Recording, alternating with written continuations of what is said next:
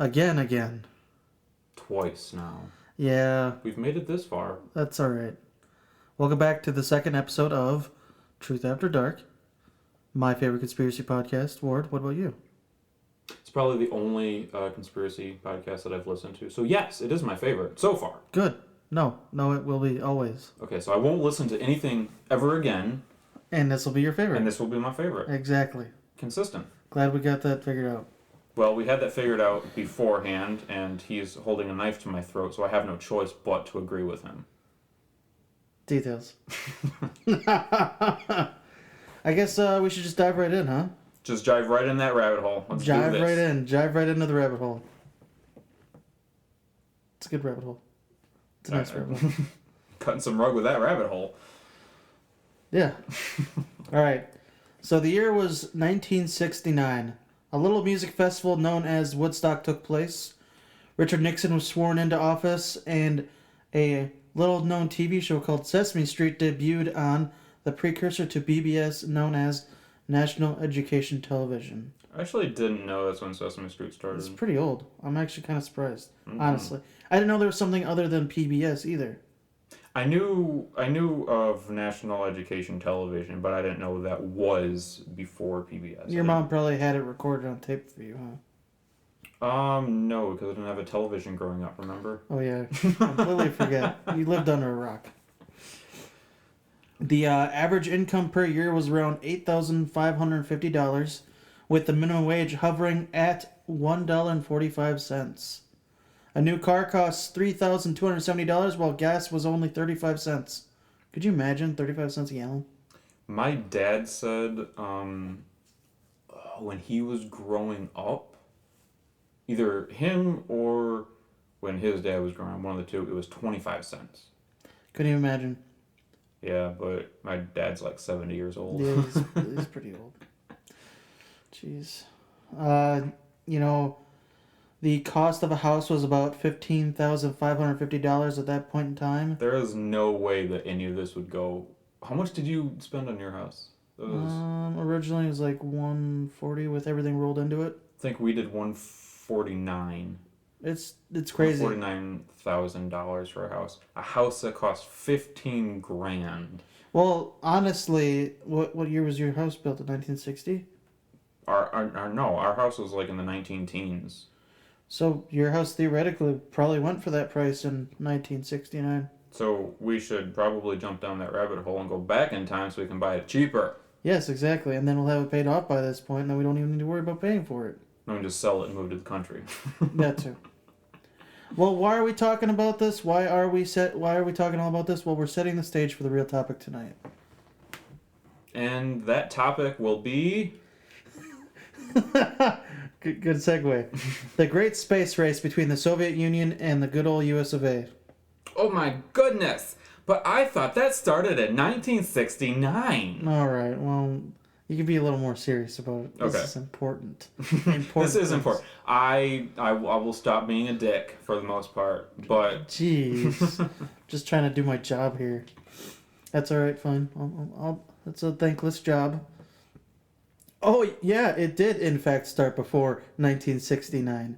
It actually started on August 2nd, my birthday, 1955. You were born in 1955? Yeah. When the USSR responded to the USA announcing we plan to launch artificial satellites into space. So, one person said they were going to do something, and the other people said, we're going to beat you! Yeah, that's always how it works.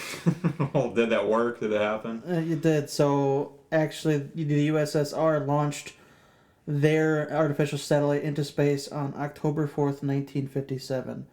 But we eventually overtook them when President John F. Kennedy announced we would be upping the ante and landing a man on the moon. Ooh, I bet they didn't like that. Probably not. You know how it goes. Yeah. Yeah, well, I mean... Competition. We ended up getting a Cold War with them anyway, so... Pretty chilly, yeah. Mm-hmm. On July 20th, 1969, the Apollo 11 landed the first men on the moon. Neil Armstrong and Buzz Aldrin were the first two people in history to set foot on the moon. Or so most people thought. No, it's all false. It is, totally. Well, that's why we're everything's here. Nope, it's all a conspiracy theory. Everything? Everything. Just in general? Just in general, everything. Everything you have brought up to believe Is a lie? Yes. Lie? Everything's a lie. Yeah. But inform us more about this lie of yours. Well, there's actually 5 conspiracy theories that I did some research on. Oh, 5 of them, huh? Only 5. I'm sure there's it. more. Well, you're talking about only the moon landing, though. Correct. Okay, we're not talking about the Life rest in of general? No. Just the moon landing. Okay. I just want to clarify that. That I'm not talking about how life is just one big conspiracy theory? Well, I mean, that's only one. That's a very broad topic, but it's only one conspiracy theory. Fair enough. Because it encapsulates the entire existence. Fair enough. We'll start with number 1 then. All right. The moon landing. Here we go again. To specify. So the first one, landing on the moon is thought to be fake because the flag seems to be flapping away in the wind and the photo sent back to Earth. Well, the simple answer provided by the great people at NASA said that there were horizontal poles sticking out from the main pole to help keep the flag up. I thought it was wire. Was it? They said pole. Oh, okay. I thought it was Rigid. like they were like strung wire through it to make it look like it was waving. It was rigid. Yeah. I'm actually kind of surprised you didn't go anywhere with A rigid pole? I know. and keeping the flag up. I set it up just for you, and you really didn't go anywhere. Do you know how many jokes I set up for you that you never catch on? That's because it's me though. That is true. Yeah. It is reported that not only did the Apollo 11 have these, but so did all 6 of the other missions. 6 rigid poles. Yep. Well, I'm sure there was more than 1 pole each mission. I mean, there was Buzz and Neil, so it's 2. So they're all taken 2 at a time? I'm done with this. All right, the next theory is that it is fake because there are no stars in any of the photos received by us here on Earth.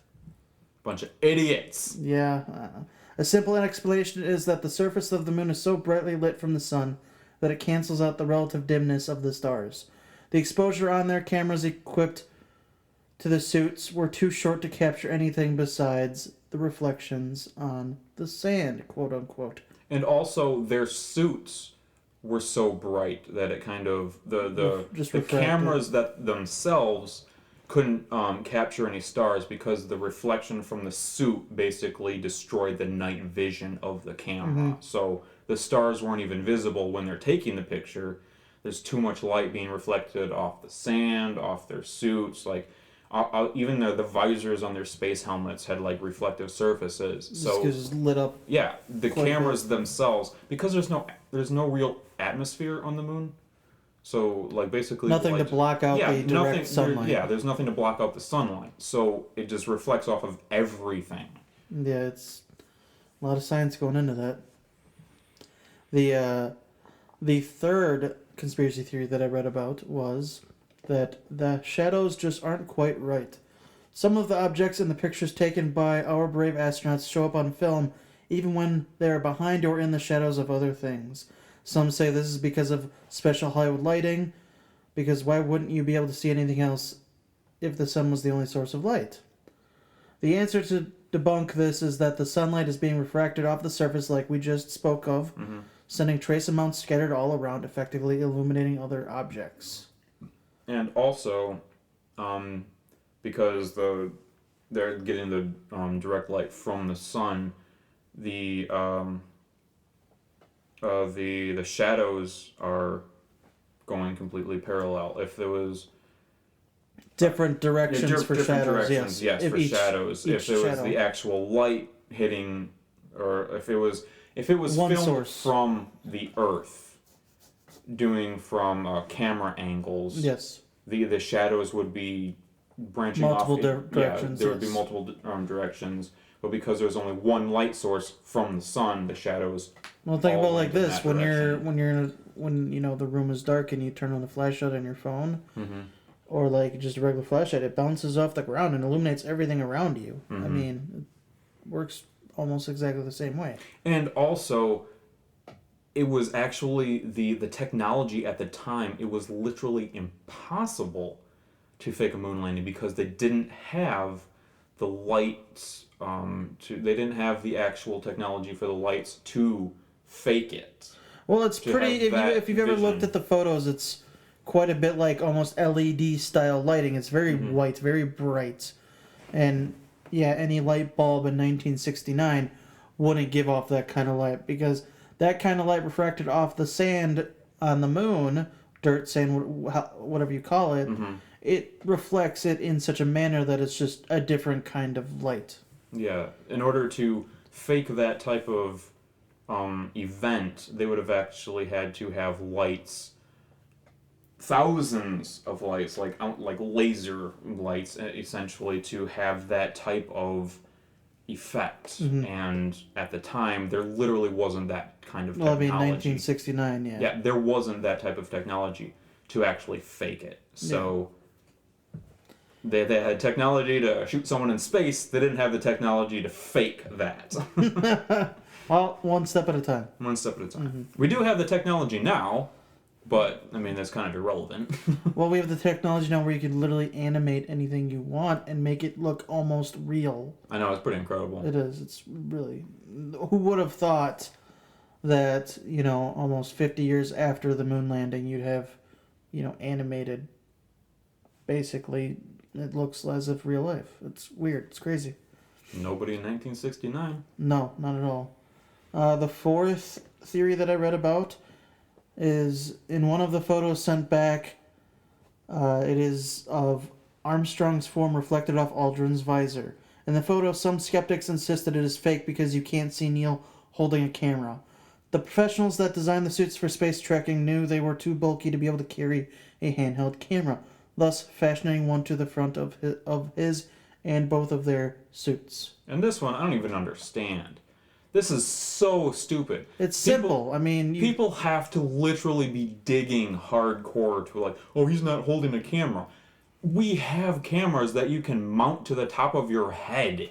Nowadays, back then though, like even with like CIA, all that kind of spy equipment, they had cameras in everything. I mean, they had cameras the size of like, I believe someone put a camera in a pen. I mean, it's not weird to think that that's what they did. I mean, that's what makes sense. The angle of the photo itself, you can see... It's like dead on. It's straight. It's straight. But you can see, like, yeah, there's no height difference. He's not holding it up to his visor or anything. Well, what they said was his hands were pretty much right where the camera was, and that's why... his hands are in front of him taking the picture. It's not like he's holding it up to his visor and taking a picture. Yeah. It's mounted to the front of his suit, and his hands are in the front of his suit. And that's why it looks like there isn't a camera, because his hands are right there and he's at a distance. Yeah. Cameras weren't as good as they were now, so it's, not surprising that you can't actually make out his camera. But even in that sense of that conspiracy theory, why would you think that even if it was filmed on Earth, why wouldn't the same explanation work for the fake as it would on the actual moon? If he's holding the camera, okay, they say it's fake because you can't see him holding a camera. How would that make a difference if it was fake? If he was on Earth faking the moon landing, he would still have the camera mounted to his front and it would still give the same effect. So it's thus it's the stupidest the theory reason. Yeah. Like, that reason in itself is completely ridiculous because it would be the same explanation for the fake as it would be the actual moon landing. Come on, guys, get good with those theories. Yeah, you got to come up with something better than that. Yeah, come on. Otherwise, you're going to get punched in the face. Exactly. So, punched in the face? What do you mean? Punched in the face. What, people arguing about it being fake got punched in the face? Indeed. Some dipwad named Bart Sibrel, I'm assuming that's how you pronounce his name. Probably. So he is an American conspiracy theorist who has written, produced, and directed works in support of the false belief that Apollo moon landings between 1969 and 1972 were staged by NASA under the control of the CIA. God, this guy has got too much time on his hands. Too much time on his hands. He has written, produced, and directed 4 independent films promoting the ideas. I wonder if he sold lemonade to make the money to produce those. The first film he did was A Funny Thing Happened on the Way to the Moon. So, I mean, I guess he's implying that a funny thing happened and that there was no way to the moon. Fair enough. Whatever. Yeah. But I guess I never watched it, don't want to. He No? films himself asking that various Apollo astronauts put their hand on the Bible and swear the oath that they walked on the moon and all that. So, he's being a dumbass. Yeah. But in the case of Apollo 11, astronaut Buzz Aldrin, who Sibrel arranged to meet on false pretense, by the way, outside of the Lux Hotel in Beverly Hills. What year? So, actually, that event happened on September 9, 2002. Good year. It Wait, sorry, wasn't. wrong. It wasn't for him. Wrong podcast. So what he did is he confronted Aldrin, and with the information of the Apollo mission, and Aldrin responded, "Well, you're talking to the wrong guy. Why don't you ask the administrator at NASA? We were passengers. We're guys going on a flight." And Yeah. so he followed this guy around, and just to make sure everyone understands, Aldrin was 72, and Sibrel was 37. So he attempted to coerce and film Aldrin, swearing an oath on a Bible that he had been to the moon. Witnesses came forward to the police indicating that Sibrel had aggressively poked Mr. Aldrin with the Bible. When Mr. Aldrin refused Sibrel's on-camera request, Sibrel followed him around, saying, "You're the one who said you walked on the moon when you didn't." Wow. And Aldrin was filmed, I believe, saying, "Will you get away from me?" And the guy was, following him around. He Yeah. put him up against a wall, refusing him to leave him alone. And then he punched him in the face. I mean, he deserved it. Good for Buzz. Yeah, that guy totally deserved it. Cornering an old dude? That's not fair. He gave it, apparently Sibrel gave the tape to the police, claiming assault. But when it was received with significant publicity, many television talk shows aired the clip, usually supporting Aldrin's action. Shortly after the altercation, Sibrel told St. Petersburg Times, "Aldrin has a good punch." It was quick. I didn't see it coming. Good for him. Sticking up for what actually happened. But I do believe that there was no charges against that. I mean, the dude was literally following him around, provoking him, cornering him, insulting him. Well, come on. I don't think they're really going to charge Buzz Aldrin with assault for punching a dude that was harassing him. No. And the guy actually didn't have any visible injury. He just got punched in the face, and that was it. It wasn't like a beat down or anything. So, whatever. He deserved it. He got what he deserved. Totally, 100%. Good for him. Good for you. Good for him. Actually, there was one last conspiracy theory. Ooh, on to the best one? Actually, I think it's my favorite one. All right, let's hear this. So, the last but certainly not least, the landing is a hoax because Stanley Kubrick filmed it. There was a little-known movie released in the year 1968 called 2001: A Space Odyssey. It was a spectacular epic that amazed audiences across the globe. Some theorists believe that the U.S. government hired Kubrick to film and fake the landing because of his vision in that film. And one of the reasons they said that it was faked and it was filmed, I believe, didn't they say something about slowing the footage down or having them on like wires to make them bounce and stuff like that, which is ridiculous because at the time it would literally cost more money to slow the footage down and to fake it than it would be to actually send someone into space. It's crazy. It would cost hundreds of thousands of dollars more to film the footage and make it look real than it would be to just stick someone in a rocket and kick them out of the Earth. Well, I think that's the easiest solution. Just blast people into space and hope everything goes well. We're eventually going to have prison in space, and that's what we're going to do. Yeah. It's going to happen. Just ask Elon Musk. Or just launch them at the sun. Either way. Easy way to get rid of them. Might take a couple, million years, but hey, it'll get there. Yeah, pretty much. So, out of the 5, which one is your favorite? Out of the 5, ooh, that's a tough one. I gotta say that the first one, honestly. Really? The waving of the flag, and obviously it has to be fake because there's no wind on Obviously. on the moon. So It's just so ridiculous. I mean, at the time, wires. yeah. The Sesame Street came out, like you said.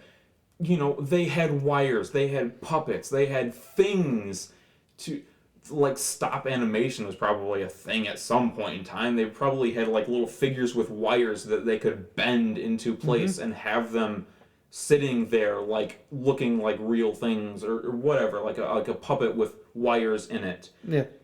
Why is it so hard to believe that they put wires in a flag?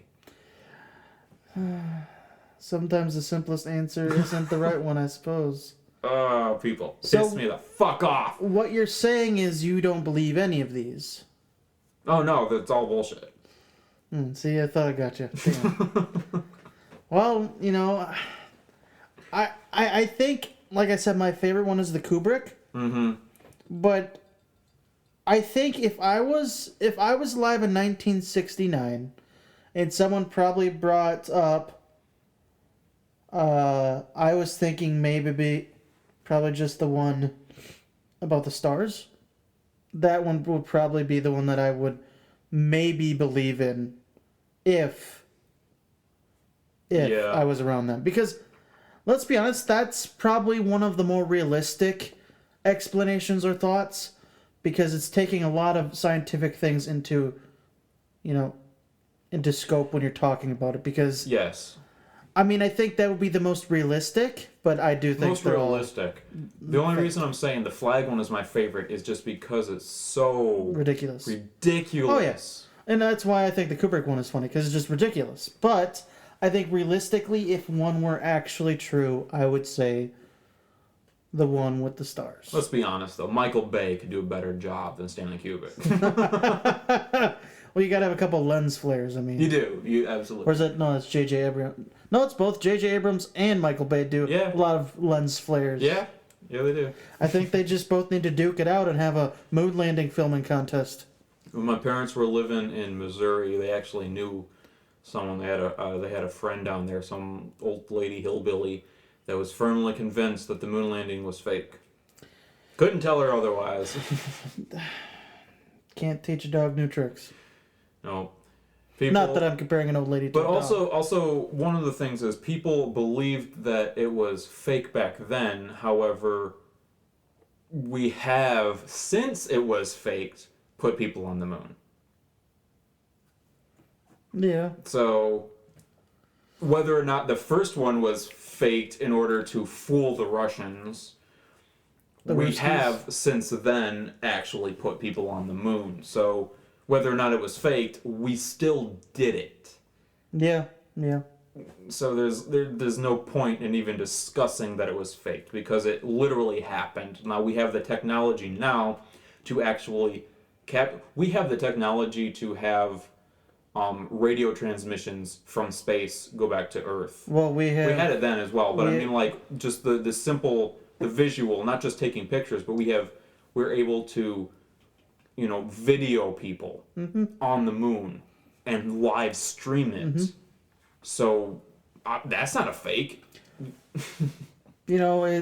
Eventually there'll be the people that actually believe it, that it's fake, and they'll eventually be gone. Yep, they'll eventually just die off. I was gonna say rest their souls, but you're a douche about it, so yeah. Fuck them. Jeez.